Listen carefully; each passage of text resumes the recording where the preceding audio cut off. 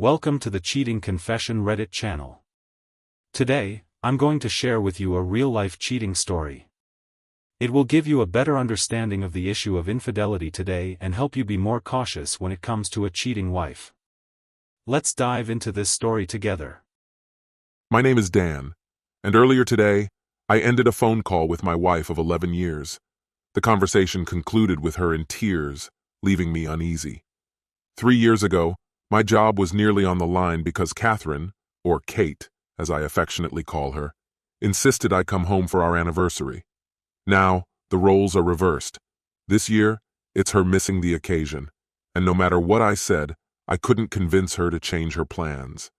These past 12 years have been the best of my life, but this situation weighs heavily on my heart. I first encountered Kate when she was 24, building her career in sales. She came to our architecture firm pitching ad placements in high-end magazines we couldn't afford back then. With her striking dark hair and magnetic presence, she immediately caught my attention. After a quick chat with my business partner, he nudged me to seize the moment and ask her out. I managed to hold her interest long enough to set up a date. Later, she admitted she'd known all along that we didn't have the budget for her offer, but had agreed to the date anyway. I fell for her quickly and deeply. After 6 months of dating, she moved in with me while transitioning to a more secure office position. 4 months later, we were married. From that day onward, I've felt like the luckiest man alive to call her my wife. With these thoughts swirling in my mind, I called my boss, Craig.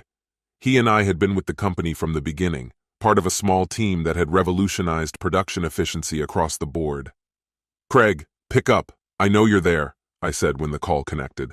"Dan, I'm buried in work." "What is it?" he replied. "I'll make it quick. I'm leaving now and won't be back until Monday," I told him. "Wait, what? Leaving? Where are you going?" "To be with my wife for our anniversary. See you Monday." Craig chuckled. "Safe travels. And hey, knock first if there are any surprises waiting for you." "Hilarious," I responded dryly. "I get that a lot," he quipped back. "Not from anyone who knows you," I retorted, pausing before adding, "Things have been tense at home since Kate's new boss came into the picture. I'm hoping this weekend can fix things." "Never a bad idea," Craig agreed. "Just don't think of me if it gets, exciting." "Noted," I replied with a small laugh.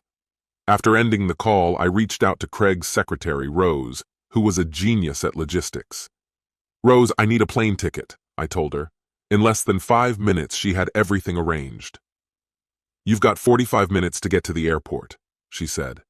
"Your ticket is waiting at the counter, and I booked you a hotel just 2 blocks from where Kate is staying. You'll be flying back Sunday afternoon at 1:30. Safe travels, Dan." I hurried to pack, stuffing essentials into my suitcase and making sure I hadn't forgotten anything. For once, I even remembered to turn off the coffee maker. Taking a few shortcuts and pushing the speed limit, I made it to the airport just in time. After navigating through security and boarding the plane, I popped in my earbuds, letting the music calm my nerves. Flying always unsettled me, but the melodies helped. Before long, I drifted off, dreaming of Kate. When I awoke, a flight attendant's touch on my shoulder startled me. Exhaustion had been catching up with me lately, and it showed. Part of my sleeplessness stemmed from work, but the greater issue was the growing distance between Kate and me. Over the past 2 months, I'd felt her pulling away. It started when her company chose Paul Reynolds to lead her department, passing over Kate. Determined to prove the decision wrong, she threw herself into her work, coming home each night drained and frustrated. Initially, she vented endlessly about how challenging it was to work with Paul. But over time, her tone shifted. She began mentioning how they'd started working more cohesively, and soon, they were sent out together to secure major accounts. Although she reassured me, I couldn't help but wonder if something deeper was developing between them. As the plane landed and I retrieved my bag from the overhead compartment, my mind raced with ideas for surprising Kate without ruining the moment. On the cab ride to my hotel, I shared my plan with the driver, who suggested a nearby romantic spot with a cozy dance floor and intimate booths. It sounded ideal. I tipped him generously before stepping out onto the curb. After checking into my hotel and taking a quick shower, I headed out, determined to find Kate before her evening plans began. The hotel's lobby clock read 5:30 as I set out for her hotel, just a short walk away. On the way, I noticed the club the cab driver had mentioned. It was only a few doors down from Kate's hotel, which felt like a promising coincidence. When I reached her hotel, I approached the reception desk and smiled at the clerk who signaled me forward. "Hi, I'm Dan Cardiff," I began. "Could you let me know if my wife, Catherine, is in her room? I'd like to speak with her if possible." The receptionist checked her system and nodded. "Yes, she's staying with us. Let me call her room." After a moment on the phone, she turned back to me. "I'm sorry, sir, there's no answer. Would you like to leave a message?" "No, thank you," I said. "I'm hoping to surprise her. It's our anniversary tomorrow, so please don't mention I stopped by." Her lips curled into a knowing smile. "I never saw you. Wishing you both a wonderful day tomorrow." "Thank you," I replied. "I'll check the restaurant. Maybe I'll get lucky." I wandered into the bustling restaurant on the far side of the lobby, but it was packed with diners, and spotting Kate felt nearly impossible. After a quick stop at the restroom, I stood in the hallway scanning the crowd again. Just as I was about to give up, I heard a faint laugh. It was soft, barely audible above the noise, but unmistakably hers. My heart skipped a beat. Against all odds, I'd found her. Surveying the line of booths, I struggled to see much beyond the tall dividers. They shielded the diners, offering only fleeting glimpses of men's faces and the occasional flash of the women beside them. Approaching any table blindly felt like walking into a trap, so I adjusted my path, moving across the room for a better view. Methodically, I began to pace, scrutinizing each booth as I passed. It wasn't until the third booth near the hallway I'd originally entered that I found her. She sat across from an unfamiliar man, laughing between bites of her meal. She looked stunning, draped in the dress she reserved for nights meant to stretch long into dancing. They appeared entirely at ease, as though they belonged together. A deep, nauseating unease coiled in my stomach. What was I seeing? This wasn't the kind of interaction that could be dismissed as a simple work outing. When he leaned forward to kiss her, and she kissed him back, it felt like I'd been struck by lightning. My knees buckled slightly as I gripped the door frame for balance. Retreating to the lobby, I sank into a large chair, staring blankly at the dining room's entrance. Her laughter broke the silence in my head. Looking up, I spotted her again, this time walking arm in arm with him. She leaned close to whisper something in his ear, her face radiant with an ease I hadn't seen in years. They strolled past me, so near I could have reached out and touched them, yet utterly oblivious to my presence. I couldn't hear their words, but her expression spoke volumes. The sight of her looking at him like that was like a dagger through my chest. My breath came in ragged gasps. Before I knew it, I was charging toward the door. Fury swelled within me, pushing back the heartbreak. Once outside, I stopped abruptly at the curb, gulping down cold air to calm the storm inside me.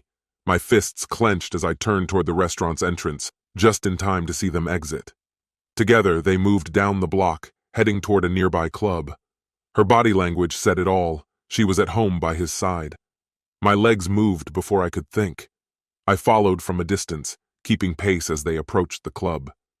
Pausing near the entrance, I forced myself to breathe, though my mind was a tangle of chaotic thoughts.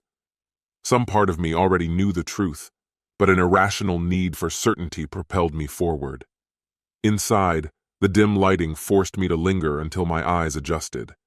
There was no cover charge, so I hovered near the edges, scanning the crowd. They were easy to spot, a secluded booth near the back, the two of them leaning in close over drinks. Skirting the room, I found an empty table nearby and took a seat. A waitress appeared almost instantly. "What'll you have?" she asked. "Scotch, double, on the rocks," I said, my voice hollow. As she walked away, fragments of their conversation drifted over. "We've got until 10 tomorrow," the man said, his voice warm and familiar. "So let's celebrate as late as you want." "I'm so glad you didn't let him guilt you into going home," she replied, her tone light and teasing. "Go home and miss our 2-month anniversary?" "No way," he said with a grin. 2 months. The words hit me like a blow. Well, it could have been longer if I'd said yes right away, she joked. Hey, I had to work for it. You are married after all, he said, chuckling. She laughed. I still can't believe you asked me out in front of Marge, knowing full well I had a husband. She said you thought I was handsome, he countered with a smug smile. We should thank her for playing matchmaker. Their waitress arrived with fresh drinks, interrupting their banter. They raised their glasses in unison. To 2 amazing months, he toasted. And to many more, she replied, clinking her glass against his. At that moment, my own drink arrived, snapping me out of my daze. Tossing a $10 bill to the waitress, I muttered, "Keep the change," before turning my gaze back to their table. The man noticed me briefly, his expression indifferent and unbothered. But when Kate turned and locked eyes with me, her face went pale. Her mouth opened, but no sound came out. 2 months, I said, my tone deceptively calm. That's quite the milestone. I remember those anniversaries, though after 11 years they lose their novelty. Her face drained of all color as I reached into my pocket and pulled out my wedding ring. Holding it up for a moment, I added, 2 months? That's red and gold, right? Well, here's the gold. I flicked the ring onto their table. And here's the red. Before her companion could react, I swung my fist, connecting squarely with his nose. Blood splattered across the table, and Kate shrieked, half rising to help him. You should tell him how lucky he is, I said coldly, that this didn't happen in my home. Then, turning to Kate, I added, call me to let me know where to send your things, and don't even think about coming back to the house. With that, I strode out, leaving their chaos behind me. Back at my hotel, I wasted no time. At the front desk, I asked about flights. Book me on the earliest one out, I said curtly. The receptionist took my details and promised to call my room with the options. Upstairs, I paced, my mind replaying the evening's events in a cruel loop. Every tear she'd cried, every plea for me to come home, it had all been a lie. The phone's ring jolted me out of my thoughts. If you leave now, the receptionist said, you can catch the last flight tonight. Otherwise, you'll have to wait 3 hours. Grabbing my bag, I hurried downstairs. I signed the checkout slip without a word and hailed a cab, offering the driver an oversized tip to get me to the airport fast. Buckle up, he said, flooring the accelerator. True to his word, he delivered me with time to spare. Tossing him the extra cash, I rushed to my gate. A hollow emptiness filled my chest as I boarded the plane. There was nothing left for me here, nothing but ashes to leave behind. I passed through security with ease and waited for the boarding announcement.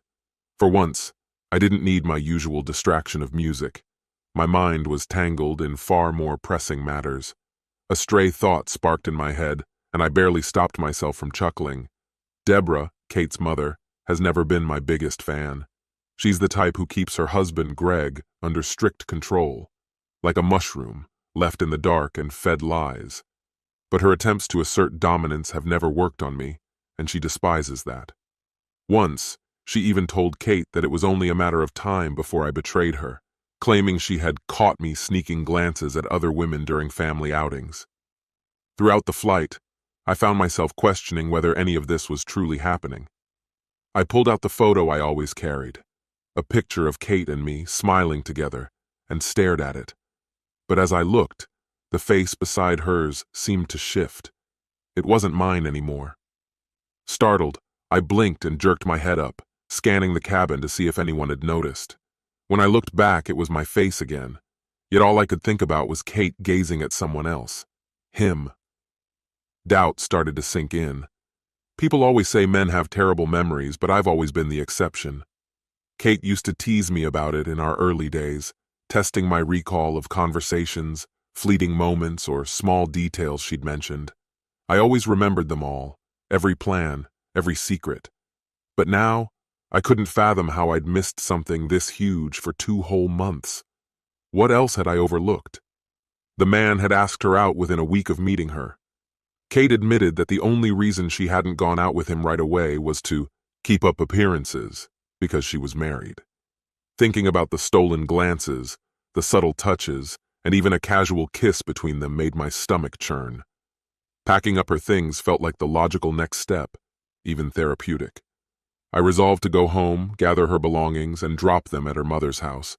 Deborah would undoubtedly pin the blame on me, but as long as I knew the truth, that was enough. Once the plane landed, I went straight to my car. The drive home blurred by, as if on autopilot.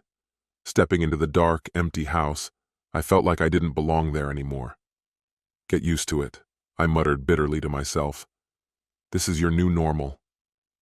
Tossing my bag to the floor, I headed to the kitchen and instinctively hit play on the answering machine. "Dan, please don't do anything drastic. I'm on my way home so we can talk," Kate's voice pleaded, frantic. "Please, just wait for me." I stared at the machine, her words stinging like salt in a fresh wound. The nerve, coming from the person who had betrayed me. Without thinking, I lashed out, kicking the machine hard enough to leave a dent. Maybe it was an overreaction, but nothing about this situation felt rational anymore. Sleep was out of the question. I headed to the garage and dug out all the suitcases Kate had accumulated over the years. A matching black set seemed fitting, so I pulled out the largest suitcase and garment bag, then grabbed a few extras for good measure. Back in the bedroom, I began with her closet, yanking down handfuls of clothes and stuffing them into the bags. The dresser came next. The drawers were filled with things I hadn't seen in years. It was ironic, really. Kate used to mock me for holding on to old junk, yet here she was, clinging to hers.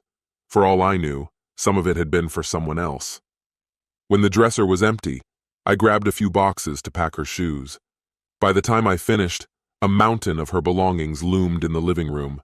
I sat down with a bottle of water, staring at the pile. What now? For a fleeting moment, I imagined setting it all ablaze, roasting marshmallows over the flames. But I figured that would end with a visit from the fire department, not exactly the outcome I needed. Instead, I decided to make a trip to the hardware store. I bought new locks and installed them as soon as I got back. The heap of her things still couldn't stay in the house. I loaded everything into my car and drove to Deborah's place. Once there, I backed into the driveway and began unloading it all by the garage. By the third bag, Deborah emerged. "Dan, what's all this?" she asked, her gaze darting between me and the growing pile.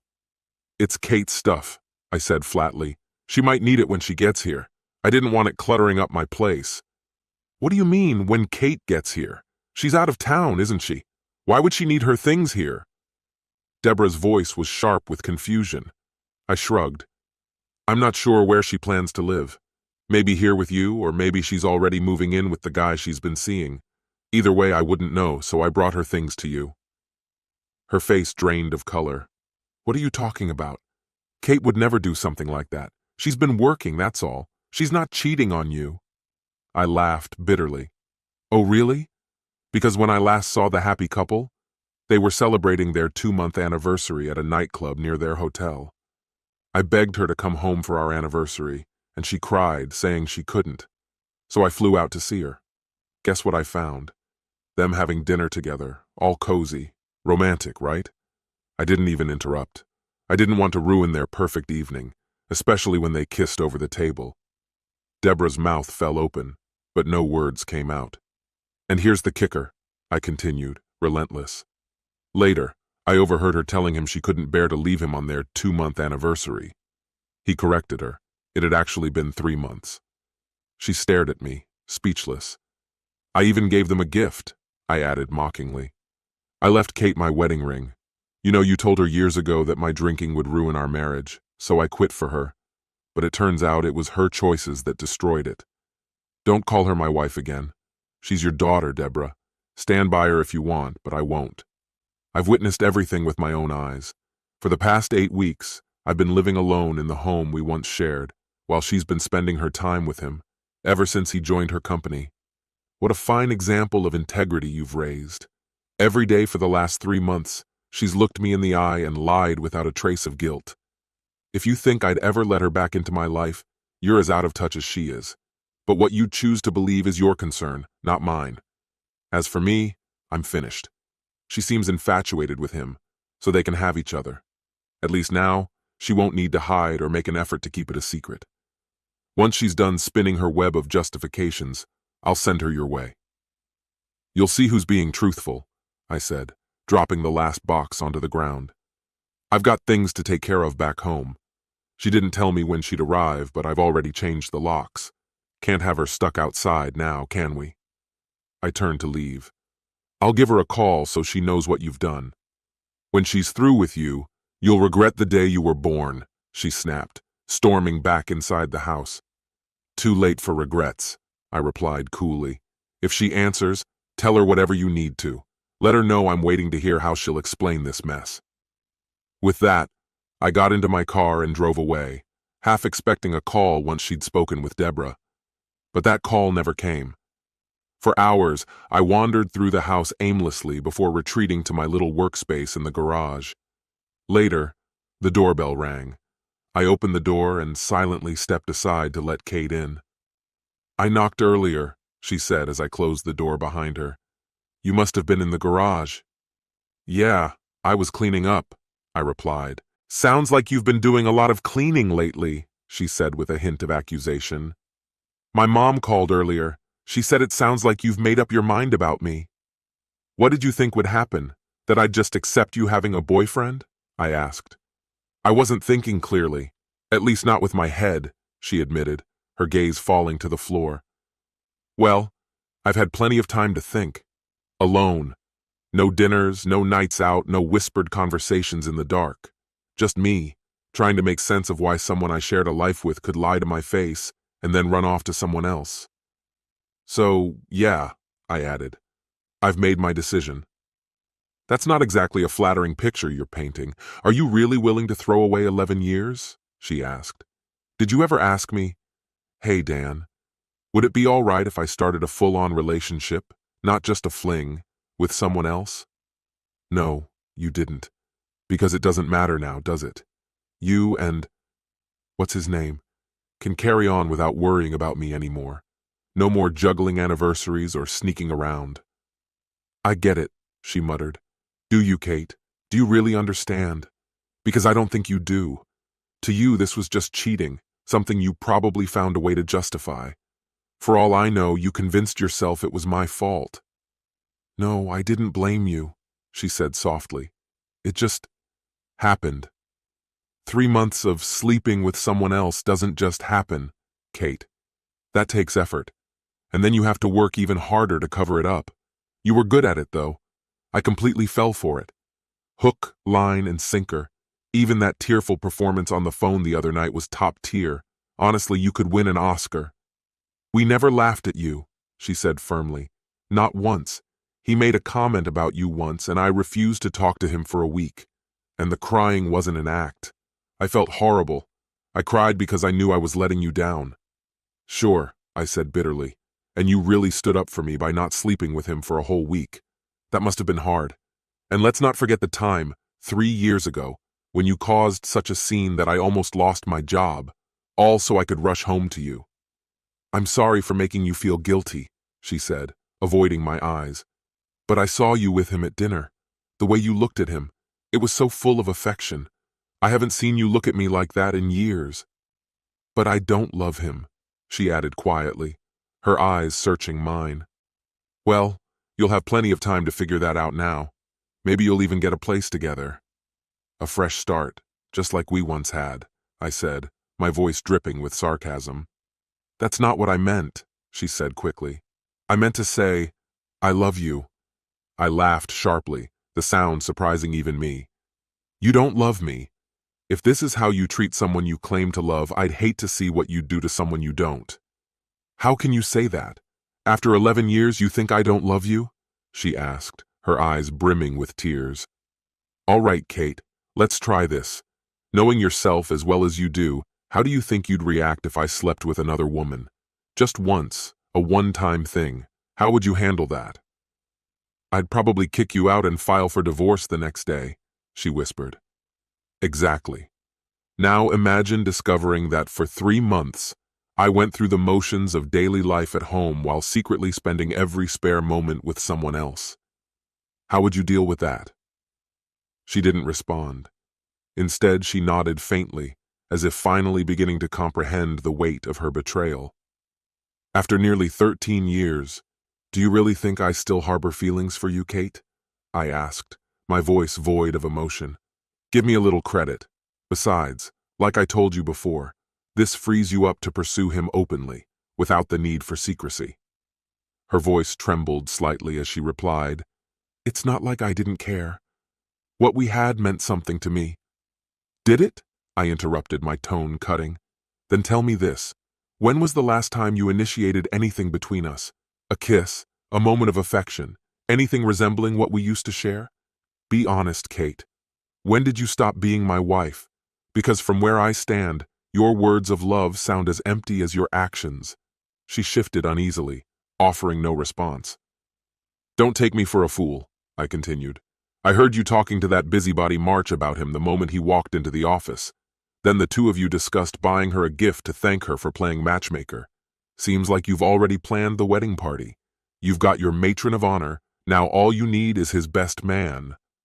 I leaned back, bitterness creeping into my voice.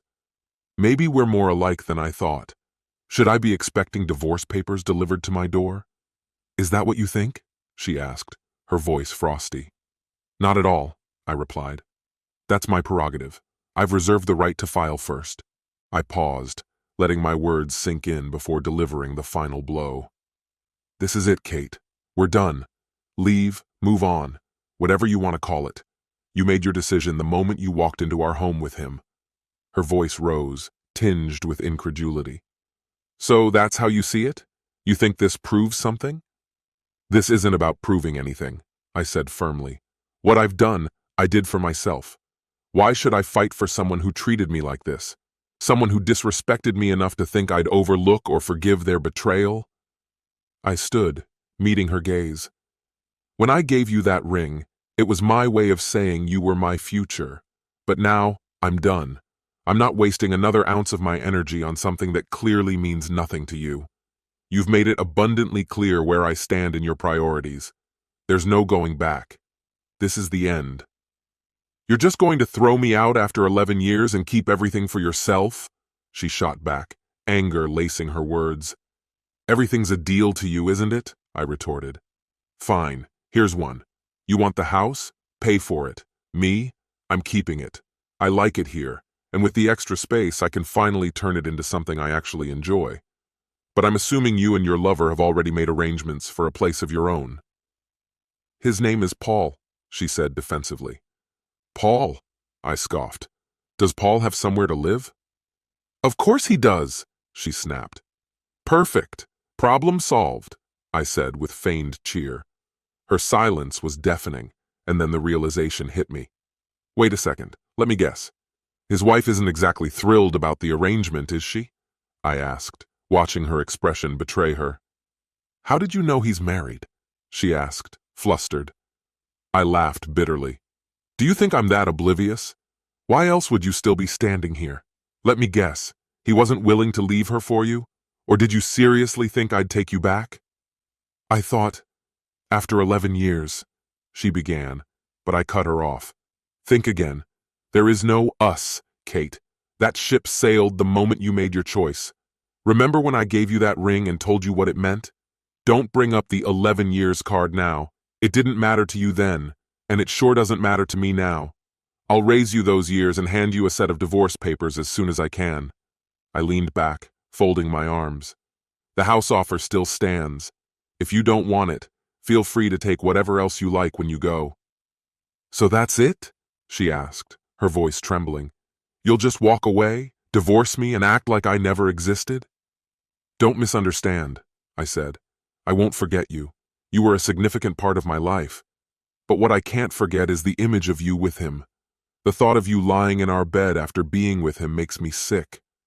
There's nothing left here, Kate. Trust is gone, and without trust, we have nothing. She nodded slowly.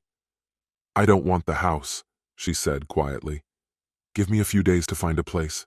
I'll take some of the furniture. She reached into her pocket and pulled out her wedding ring. What should I do with this? She asked. Whatever you want, I said coldly. Wear it as a toe ring for all I care. It suits how you've treated it. Her eyes narrowed. Fine. Maybe I'll pawn it, she snapped. Go ahead, I shrugged. You won't get much. They pay by weight. You might get $30 if that. It's your ring. Do what you like. She turned to leave but hesitated. Did you pack my things? She asked. Everything I could find, I replied. Though I was angry, so I may have missed a few. Hopefully you've got something clean from your trip. Mind if I check? She asked. Be my guest, I said, waving her toward the bedroom. I listened as she rummaged through the closet and bathroom. Minutes later, she returned with a small floral bag. You were thorough, she remarked with a forced smile. Just a few things left. I'll call when I'm ready to pick up the rest. Sure, I replied with the same false cheer. As long as it's far from here, I'll be glad to help. I walked her to the door, holding it open as she stepped out without another word. So, that's it? You're just telling me to leave? Her voice was sharp, laced with anger. I hesitated briefly, weighing her words. Then a thought flickered in my mind. How about this? What if I asked you to run instead? I said, my face unreadable. Go to hell, she muttered under her breath, spinning around and marching out the door. As she stormed off, I called after her. I wouldn't touch that even with a 10-foot pole. Who knows what it's been through? Then I closed the door softly behind her. 3 months later, the divorce process was nearing its end. My attorney had finalized all the necessary paperwork and asked me to swing by his office on Monday to pick it up. The plan for that day was simple. First, retrieve the documents from my lawyer. Second, head to Kate's mother's house to get her signature. I wasn't interested in any misunderstandings or second thoughts. This needed to be the final page of the story. I parked in front of the house and sat there for a moment, staring at the familiar facade. This was the last step, the final piece of the puzzle. Once it was over, I could finally start moving forward. It wouldn't be instant, but I knew that peace of mind would eventually come, knowing I'd put it all behind me. When I rang the doorbell, it was Kate's mother who greeted me. Well, Dan, what brings you back here? I thought you were done with us, she said, her tone clipped. Not just yet. Is Kate around? I replied evenly. With a curt nod, she said, Come inside. I'll get her, and shut the door behind me. A few moments later, Kate appeared, her expression somewhere between cold indifference and simmering defiance. Kate, I need you to sign these, I began, holding up the stack of documents. I'll be filing them tomorrow. Let's wrap this up. She fixed me with a hard stare before speaking. You really think it's that simple, don't you?